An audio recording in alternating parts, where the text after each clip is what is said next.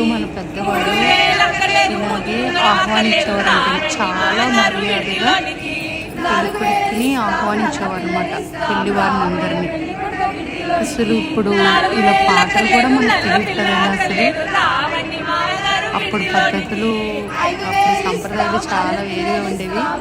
చాలా చుట్టాలందరూ ఇలా పాడుకి సరదాగా ఎంజాయ్ చేయడానికి చాలా బాగుంది కదండి.